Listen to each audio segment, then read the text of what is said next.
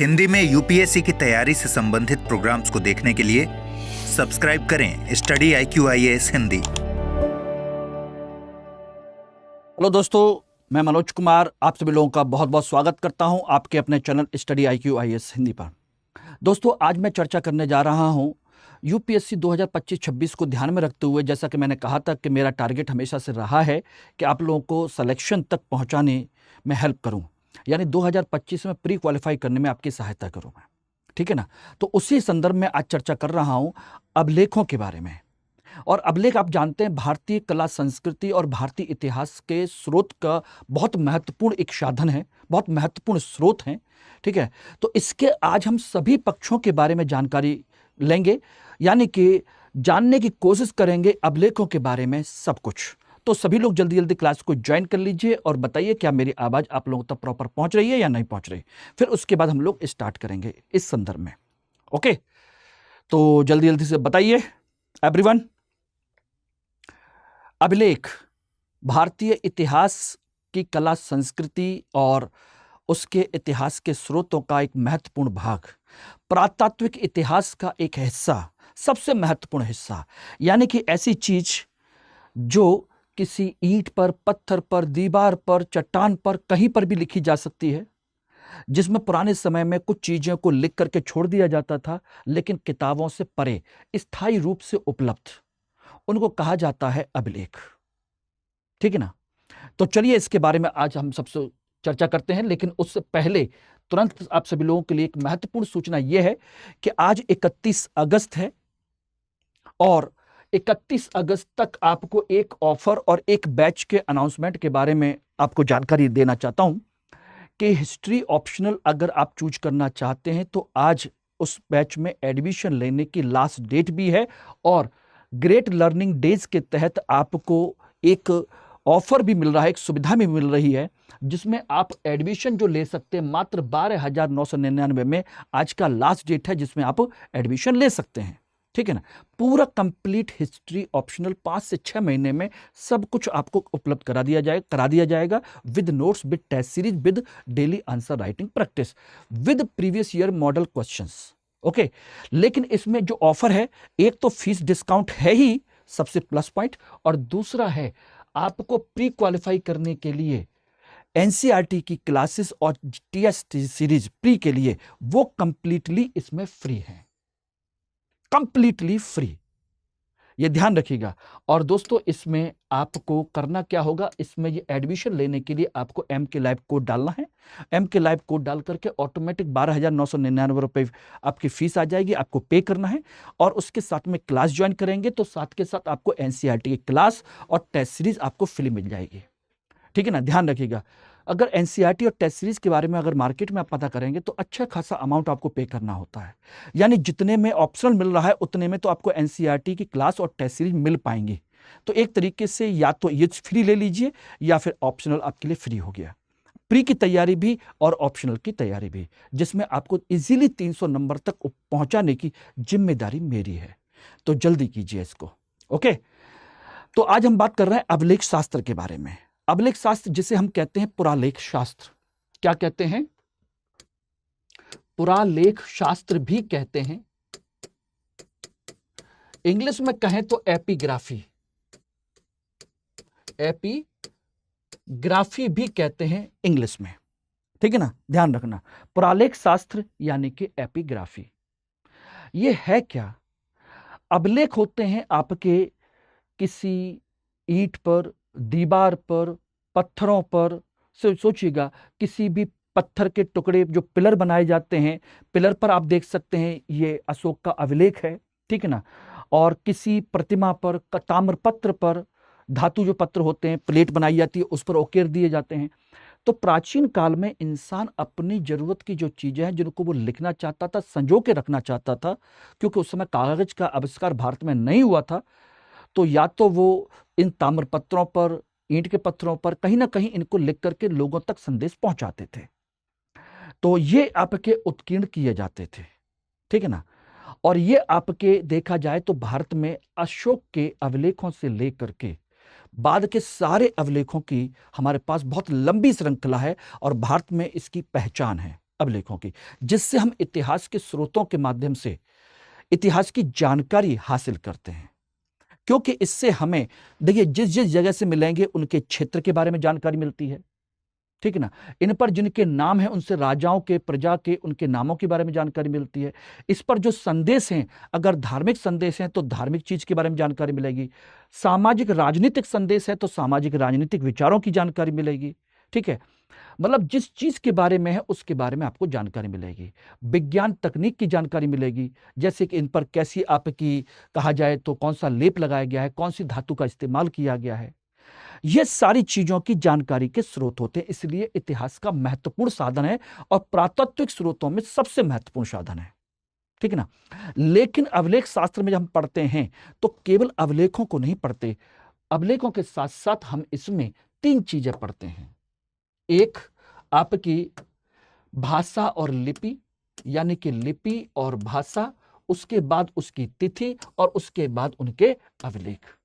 इन 3 चीजों के बारे में जानने पड़ता है, क्योंकि अगर अभिलेख मिले हैं उस पर जो लिखा हुआ उसको आप पढ़ना ही नहीं जानते तो फिर फायदा क्या है उसका। उसकी भाषा नहीं जानते, उसका अर्थ नहीं जानते, तो कैसे उसका हम इतिहास के लिए उपयोग कर पाएंगे। तो यह सब कुछ संभव ही नहीं होता, कुछ भी संभव नहीं होता। तो ध्यान रखिएगा। तो इसका मतलब है अभिलेखों में हम केवल उसके संदेश ही नहीं पढ़ते, उसके रहस्य को भी जानने की कोशिश करते हैं, उसकी भाषा पढ़ते हैं, उसकी लिपि को पढ़ने की कोशिश करते हैं, यानी कि गूढ़ लिपि का अर्थ हम इसमें निकालने की कोशिश करते हैं। ये ध्यान रखिएगा। तो इसमें सबसे पहले हम जो बात करते हैं वो यही है कि सबसे पहले कि आखिर जो लिपि है, लिपि के बारे में जानने की कोशिश करें, तब तो हम अभिलेखों के बारे में जानेंगे। और लिपि के संदर्भ में बात करें तो भारत में जो सबसे पहली लिपि मिली है, प्रथम लिपि, सबसे पहले लिपि शब्द की जो चर्चा की गई है, लिपि शब्द का प्रयोग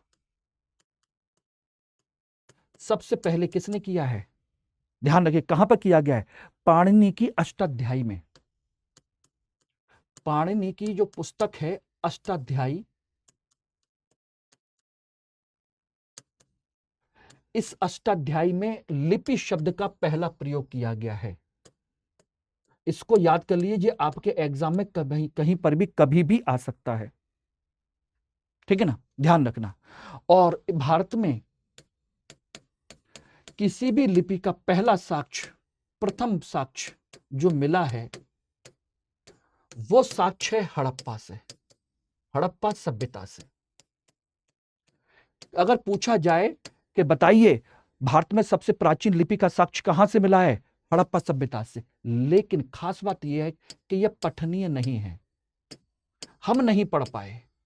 यानी कि इस सभ्यता से पहले इंसान कोई भी लिखा पढ़ी के लिए अपने जो भाषा है उसको अंकित नहीं कर पाता था। तो पहले साक्ष्य हमको यहां से मिले हैं। और जो पठनीय लिपि मिली है वो पहली लिपि कौन सी है? भारत की। भारत की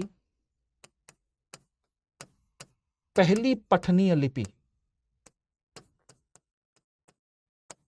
वो पहली पठनीय लिपि है दोस्तों, ध्यान रखना। सबसे पहले है आपकी, फर्स्ट है ब्राह्मी लिपि, ब्राह्मी लिपि। और दूसरी मिली है आपको पश्चिमोत्तर भारत से खरोष्टी लिपि, खरोष्टी। ब्राह्मी और खरोष्टी ये दोनों के दोनों अशोक के अभिलेखों से मिली हैं।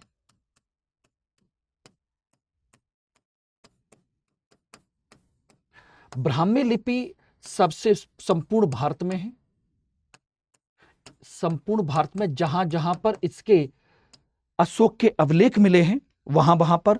और खरोष्टी जो लिपि है इसके जो लक्ष्य वो मिले हैं, एविडेंस मिले हैं, वो मिले हैं पश्चिमोत्तर भारत में, पश्चिमोत्तर क्षेत्र में, यानी कि वर्तमान पाकिस्तान हम कह सकते हैं, पश्चिमोत्तर क्षेत्र में। एवरीवन क्लियर हो गया? तो जो अशोक के अभिलेख थे वो ब्राह्मी लिपि और प्राकृत भाषा में थे। कुछ अभिलेख उसकी खरोष्टी लिपि में थे, जैसे कौन कौन से? सहबाजगढ़ी और मानसेहरा, सहबाजगढ़ी और मानसेहरा, तेहरा के जो अभिलेख हैं ये आपके इसी भाषा में खरोष्टी लिपि में मिले हैं। एवरीवन क्लियर हो गया? ये कंडीशन है, ये अभिलेख हैं, ठीक है ना। लेकिन अगर हम बात करें इससे पहले, तो इससे पहले हमें कोई चीज मिली है कि नहीं मिली, बताइए। अगर अशोक से पहले कोई लिपि मिली हो तो आ जाइए, हम उस पर चर्चा करते हैं। अशोक से पूर्व कोई लिपि मिली हो, अशोक से पूर्व कोई लिखित साक्ष्य मिला हो, लिखित साक्ष्य, अभिलेखों को छोड़ करके अगर कोई साक्ष्य है तो ध्यान रखिएगा दोस्तों, वैदिक काल में इसका कोई लिखित साक्ष्य नहीं है। लेकिन जिस तरह की रचना रची गई है उससे लगता है कि कहीं ना कहीं आपका लिखित साक्ष्य रहा होगा, लेकिन कोई लिखित साक्ष्य नहीं है, यह ध्यान रखिएगा। और उसके बाद वैदिक काल के बाद बुद्ध युग में ध्यान रखिएगा, बुद्ध के तुरंत मरने के बाद जो प्रथम बौद्ध संगीति हुई थी, जहां पर आपके पाली ग्रंथ रचे गए थे, संकलित किए गए थे, जो आपको बताया था मैंने पिछली क्लास में एक में कि आपके श्रीलंका के शासक ने त्रिपिटकों का क्या किया था, लिपिबद्ध किया था उनको। तो यहां पर हमें कुछ बौद्ध साहित्य जो है संकलित किया गया, बौद्ध साहित्य कुछ कुछ संकलित किया गया था। विनय पिटक इसके प्रारंभिक प्रमाण हैं कि कुछ कुछ चीजें यहां पर हमको मिलती हैं, ठीक है ना, ध्यान रखिएगा। तो ये एक कंसेप्ट था यहां पर। दूसरा हम इसके बारे में बात करें तो एक चीज और भी देख लीजिएगा, तो हमें अशोक के अभिलेखों के संदर्भ में पता चल गया, लेकिन यहीं पर एक चीज और ध्यान रखिएगा, इस ब्राह्मी लिपि को पढ़ा किसने था? तो 1837 में अशोक के अभिलेखों को, ध्यान रखना, अशोक के अभिलेख 1837 में इसे जेम्स प्रिंसेप ने पढ़ा।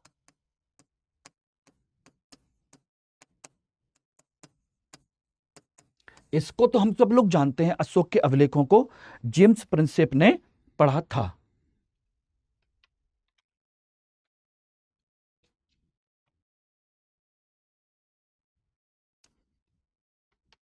ओके, लेकिन बात आती है कि जेम्स प्रिंसेप के बाद में इसमें सबसे बड़ी समस्या यह थी कि इसके नीचे जो देवनाम पी लिखा हुआ है उसको किसने आइडेंटिफाई किया? हु आइडेंटिफाई, किसने किया इसको? अशोक के अभिलेखों में देवनाम पी जो लिखा हुआ है उसको किसने आइडेंटिफाई किया था? आप में से कोई बताएगा? एवरीवन? नहीं, यह भी एक कहा जाए कि यूरोपियन अधिकारी था जिसने श्रीलंका में काफी लंबे समय तक काम किया था। श्रीलंका में अधिकारी रहा था, आईसीएस अधिकारी रहा, और वहां पर उसने काफी ज्यादा इस तरह की चीजों के बारे में अध्ययन किया। और श्रीलंका में के शासक को भी देवनाम पिय कहते थे, और देवनाम पिय मतलब वो अशोक के बारे में कहा गया था। बाद में उसी ने जाकर के जो देवनाम पिय लिखा हुआ उसको आइडेंटिफाई किया था बाद में जाकर के कि वही है, ठीक है ना। तो ये बात ध्यान रखिएगा। अब दूसरी बात आती है कि भारत में, उत्तर भारत में, अगर हम पश्चिमोत्तर भारत की बात करें तो खरोष्टी लिपि फैल गई उस पूरे क्षेत्र में। शक, कुषाण और इस तरह के जो लोग भी विदेशी शासक आए, तो ध्यान रखना यहां पर जो पश्चिमी क्षेत्र है, पश्चिमी क्षेत्र, उसमें खरोष्टी लिपि चलती रही, खरोष्टी लिपि। और आपका उत्तरी क्षेत्र में आपकी ब्राह्मी लिपि चलती रही, और दक्षिण में, दक्षिण भारत में आपकी तमिल ब्राह्मी लिपि आपकी यहां पर चलती रही। उत्तरी क्षेत्र में आपकी उत्तरी ब्राह्मी कहते हैं। और ध्यान रखना, ये ब्राह्मी लिपि भी आपकी कोई एक लिपि नहीं थी, बल्कि ब्राह्मी लिपि भी आपकी कई प्रकार की विकसित हुई थी, कई अलग अलग रूपों में। अगर हम इस बात को कहें तो कई अलग अलग रूप हैं। जैसे हम बात करें तो सबसे पहले अशोककालीन ब्राह्मी है, कुषाणकालीन ब्राह्मी है, गुप्तकालीन ब्राह्मी है, इस तरीके से। तो ध्यान रखना, अशोक, कुषाण, गुप्त, हर्ष, इन सब की ब्राह्मी है अलग अलग। अब कहोगे अलग अलग क्यों? क्योंकि इनके प्रतीक चिन्हों में अंतर आता चला गया था। अब मैं जो बताने जा रहा हूं ये इंपॉर्टेंट नहीं था, इंपॉर्टेंट था इस बात का कि गुप्त काल में जो ब्राह्मी लिपि विकसित हुई है उसे एक विशेष नाम से जाना जाता है, गुप्तकालीन ब्राह्मी को। वही आपको ध्यान रखना है, सबसे इंपॉर्टेंट। गुप्तकालीन इंपॉर्टेंट ब्राह्मी जो लिपि है उसे एक विशेष नाम से जाना जाता है, जिसे हम कहते हैं सिद्ध मातृका या कुटिल लिपि। कुटिल लिपि, और यह उत्तर भारत की समस्त लिपि का स्रोत है। यानी कि उत्तर भारत की सभी लिपियां इसी से विकसित हुई हैं।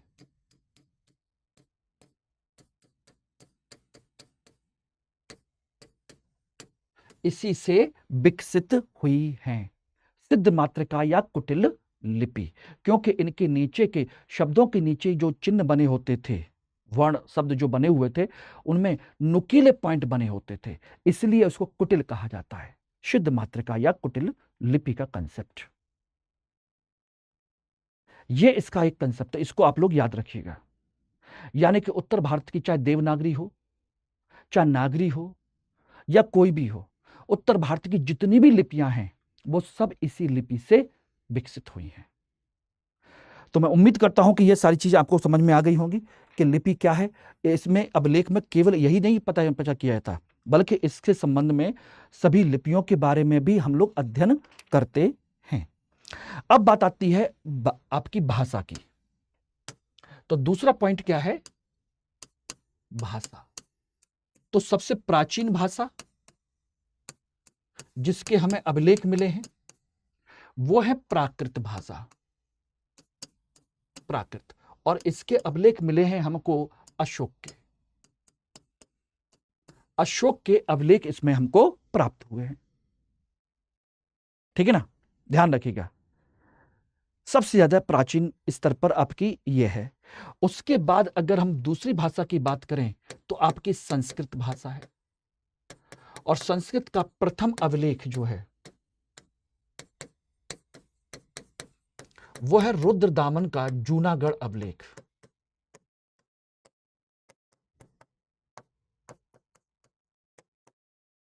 रुद्रदामन का जूनागढ़ अभिलेख, जहां पर उसके जो गवर्नर है उसने सुदर्शन झील की मरम्मत कराई थी। हालांकि सुदर्शन झील का निर्माण करवाया था आपके चंद्रगुप्त मौर्य ने। क्लियर हो गया? दक्षिण भारत में कौन सी लिपि चलती है, भाषा चलती है?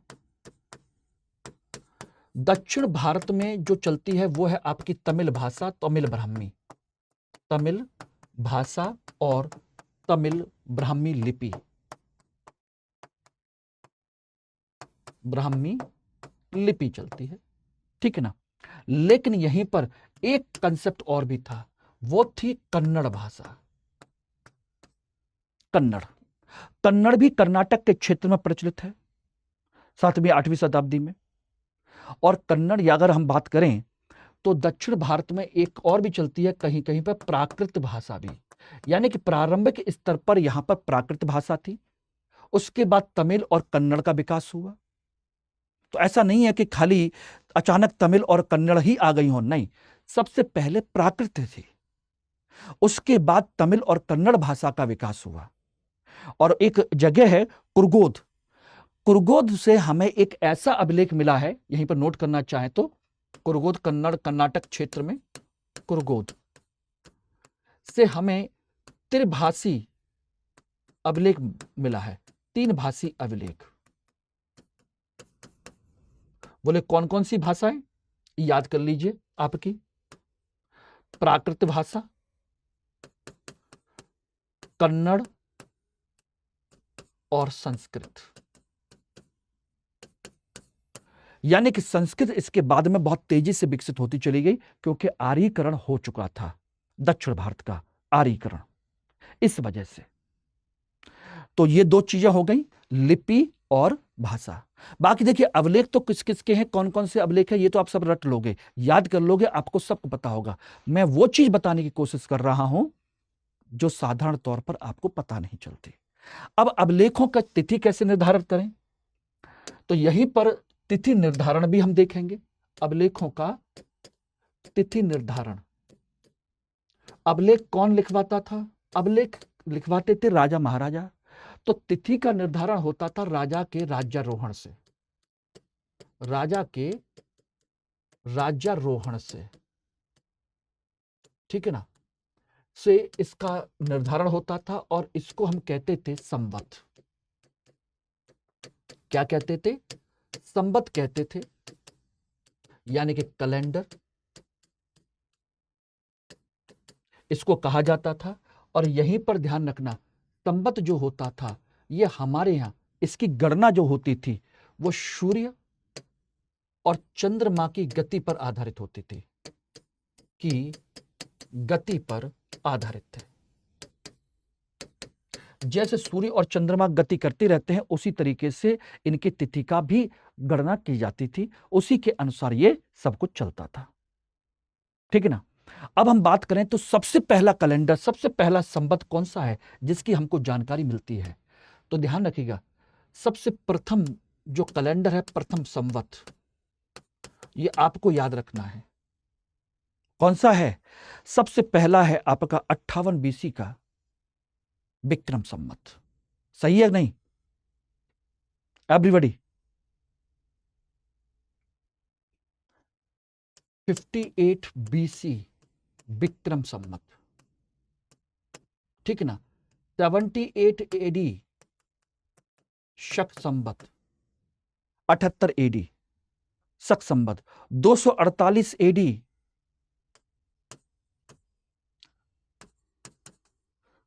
कलचुरी संवत, कलचुरी, ठीक है ना। उसके बाद आ जाइए 319 गुप्त संवत,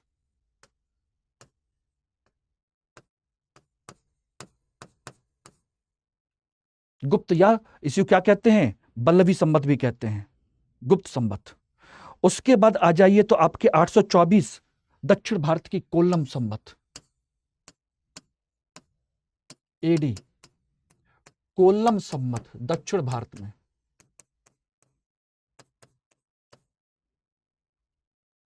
ठीक है ना, ये रही। इसके अलावा कोल्लम संवत के अलावा 1076 की विक्रम चालुक्य संवत,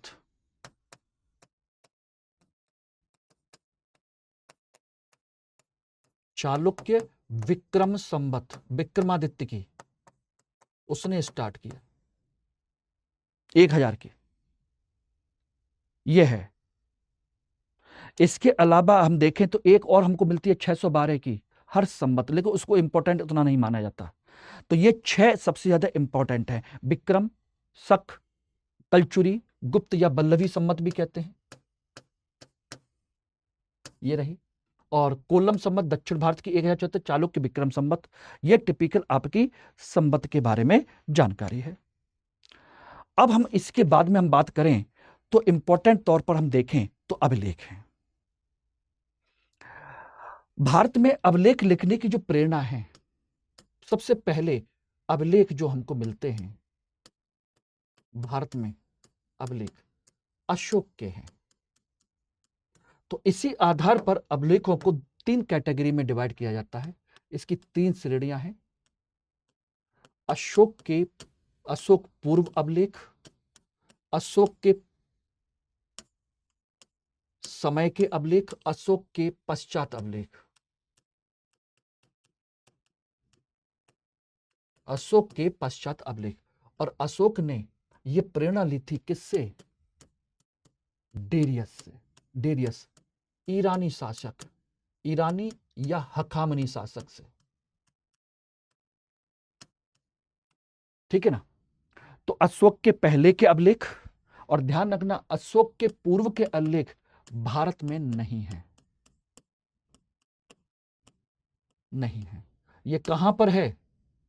अशोक के पहले का अभिलेख मिलता है बोगजकोई का। बोगजकोई अभिलेख मध्य एशिया में।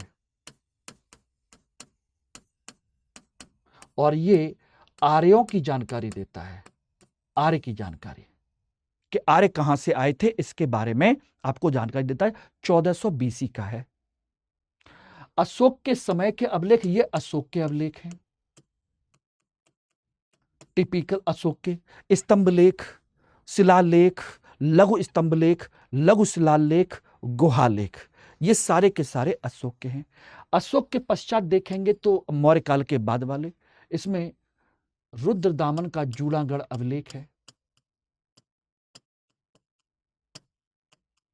जूनागढ़ अभिलेख है। ठीक है ना? और आ जाएंगे तो नागमत नाना घाट उसका नागनिका का नाना घाट अभिलेख है, सातवाहन शासक नाना घाट अभिलेख। ठीक है ना? नागनिका का। इसके अलावा और आ जाएंगे तो आपका गुप्त काल के आ जाइए, समुद्रगुप्त की प्रयाग प्रशस्ति है, प्रयाग प्रशस्ति है। ठीक है ना? इसके अलावा कुमार गुप्त का बिलसड़ अभिलेख है, बिलसड़ अभिलेख है। ठीक है ना? इसके अलावा पुलकेशिन दक्षिण भारत में देखेंगे तो पुलकेशिन सेकंड का ऐहोल अभिलेख है, पुलकेशिन का, जिसने बताया कि हर्षवर्धन को उसने हराया था। ऐसे बहुत लंबी चौड़ी लिस्ट है अभिलेखों की, बहुत लंबी चौड़ी श्रृंखला है, लगभग हर शासक के शासनकाल की है।